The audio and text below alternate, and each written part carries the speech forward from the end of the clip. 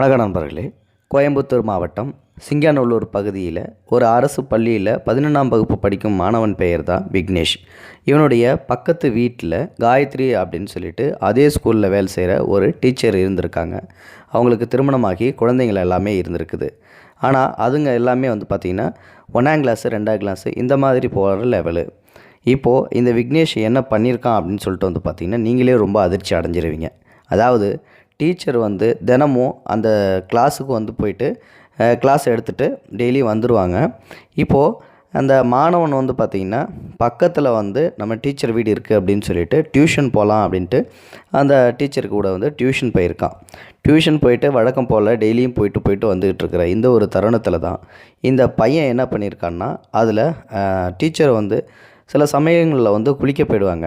எப்பயும் போல் டியூஷன் இல்லாத இந்த சமயத்தில் பையன் வீட்டுக்கு போகிறது, அந்த சின்ன பிள்ளைங்களோட சேர்ந்து விளையாடுறது போகிறது இந்த மாதிரி படித்து வேலை பார்த்துக்கிட்டு இருக்கான். அப்பப்போ போய் டிவி பார்ப்பான், அதையும் இதையும் நோண்டுவான். அந்த வீட்டில் சகஜமாக போயிட்டு வந்துட்டுருக்கான், பக்கத்து வீடு அப்படின்றதால. இப்படி இந்த சுச்சுவேஷனில் ஒரு நாள் அந்த டீச்சர் பாத்ரூமில் குளிச்சிக்கிட்டு இருக்கும்போது இவன் எட்டி பார்த்துருக்கான். இவன் எட்டி பார்த்ததுக்கப்புறம் பார்த்திங்கன்னா இந்த பையன் டெய்லியும் பார்க்க ஆரம்பிச்சிடுறான். ஆனால் அந்த டீச்சருக்கு இந்த விஷயம் தெரியவே இல்லை. ஒரு நாள் வழக்கம் போல் குளிக்கலாம் அப்படின்னு சொல்லிட்டு உள்ளே குளிச்சிக்கிட்டு இருக்கும்போது யதார்த்தமாக ஜன்னல் வழியாட்டி அந்த கண்ணாடியில் லைட்டாக ஒரு ஓரத்தில் ஒரு கை தெரியறதா பார்த்துட்றாங்க. இதை பார்த்த உடனே தான் அந்த டீச்சருக்கு உடனே பயம் வந்துடுது. யார் அதை எட்டி பார்க்குறது அப்படின்னு சொல்லிட்டு ஒரு வழியாக சத்தம் போட்டுட்டு வெளியில் பார்த்தா யாருமே இல்லை. இந்த நேரம் பார்த்து விக்னேஷ் அவங்களோட வீட்டுக்கு ஓடி போயிட்டான்.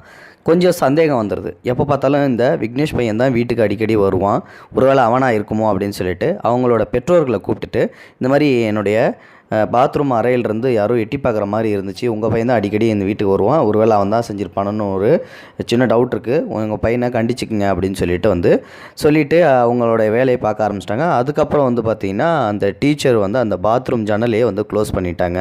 இதுக்கப்புறம் நம்ம வச்சோம்னா மறுபடியும் யாராவது பார்ப்பாங்க, இந்த பையன் இல்லாட்டி வேறு யாராவது பார்த்தா என்ன ஆகுறது அப்படின்னு சொல்லிட்டு அதை க்ளோஸ் பண்ணிடுறாங்க. இதுக்கப்புறம் தான் ஒரு பெரிய ட்விஸ்ட்டே காத்திருக்குது. ஒரு நாள் வழக்கம் போல் சண்டே ஹாலிடே பார்த்திங்கன்னா அந்த டீச்சர் டிவி பார்த்துக்கிட்டு இருக்காங்க. அப்போது ஒரு துண்டு பேப்பர் ஒன்று ஓடி விழுவுது வீட்டுக்குள்ளே.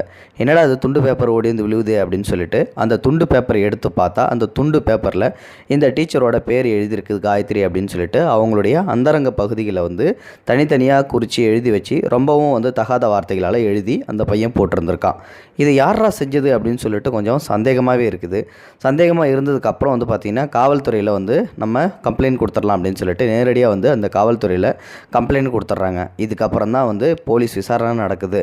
இது யாருடைய கையெழுத்தாக இருக்கும் அப்படின்னு சொல்லிட்டு எனக்கு உங்களுக்கு யாராவது மேலே சந்தேகம் இருக்கா அப்படின்னு சொல்லிட்டு அந்த டீச்சர் கேட்கும்போது எனக்கு எங்கள் பக்கத்து வீட்டு பையன் மேலே சந்தேகமாக இருக்குது அப்படின்னு சொல்லிட்டு விக்னேஷ் பேரை சொல்லிடுறாங்க. உடனே போலீஸும் விக்னேஷோட நோட் புக் எல்லாத்தையும் எடுத்து இது அவனோட கையெழுத்தா அப்படின்னு சொல்லிட்டு மேட்ச் பண்ணி பார்க்கும்போது தான் அவனுடைய கையெழுத்து அப்படின்னு சொல்லிட்டு தெரிய வருது. இதுக்கப்புறம் தான் அந்த பையனை கூப்பிட்டு விசாரிக்கிறாங்க. விசாரணையில் மிகப்பெரிய அதிர்ச்சியான சம்பவமே காத்திருக்குது, செய்தியே காத்திருக்குது. என்ன நடந்துச்சு அப்படின்னு சொல்லிட்டு பார்த்திங்கன்னா இந்த பையன் 2 வருஷமாகவே அந்த டீச்சர் குளிக்கிறதை எட்டி பார்த்துக்கிட்டு இருந்திருக்கான். இது மட்டும் இல்லாமல் அந்த டீச்சர் குளிக்கிறத வீடியோலாம் எடுத்திருக்கான். இந்த வீடியோ எல்லாத்தையும் பார்த்திங்கன்னா அவங்களுடைய ஃப்ரெண்ட்ஸுக்கும் ஷேர் பண்ணியிருக்கான். இந்த ஷேர் பண்ண விஷயங்கள் எல்லாத்தையுமே பார்த்திங்கன்னா எல்லாத்தையும் ஒன்று விடாமல் சொன்னதுக்கப்புறம் பார்த்திங்கன்னா ஒரு நாள் அந்த டீச்சருக்கு தவறான எஸ்எம்எஸ் வேறு ஒரு தெரியாத நம்பர்லேருந்து அமுச்சிருக்கான். இந்த மாதிரி நீ என் கூட தனிமையில் இருக்கணும் அப்படி இப்படின்னு சொல்லிட்டு மிரட்டி, இல்லாட்டி உன்னுடைய அந்தரங்க வீடியோக்கள்லாம் அப்படி இருக்குது இப்படி இருக்குது அப்படின்னு சொல்லிட்டு சொல்லிடுறான். ஆனால் அந்த டீச்சர் நம்பலை. இந்த விஷயம் எல்லாத்தையும் சொல்லும்போது தான் அந்த டீச்சருக்கு புரிய வருது. ஓஹோ ஒரு நாள் அன்னோன் நம்பர்லேருந்து இந்த மாதிரி மெசேஜ் வந்தது உண்மைதான் அப்படின்னு சொல்லவும் எல்லா உண்மையும் சொன்னதுக்கப்புறம் அந்த பையனை கைது செஞ்சிடறாங்க. அந்த ஆபாச படங்கள் எல்லாத்தையும் வச்சுருந்த அந்த நண்பர்களையும் சேர்த்து கைது பண்ணிடுறாங்க. இந்த ஒரு சம்பவம் பார்த்திங்கன்னா அந்த பகுதியில் மிகப்பெரிய அதிர்ச்சியான செயலை உருவாக்கியிருக்குது. இந்த செய்தியை கேட்ட எல்லோரும் அதிர்ந்து போயிருந்திருக்காங்க. இந்த பையனுக்கு என்ன தண்டனை கொடுக்கலாம் அப்படின்றத நீங்கள் கமெண்ட் பாக்ஸில் சொல்லுங்கள். இந்த வீடியோ பிடிச்சிருந்தால் லைக் பண்ணுங்கள்.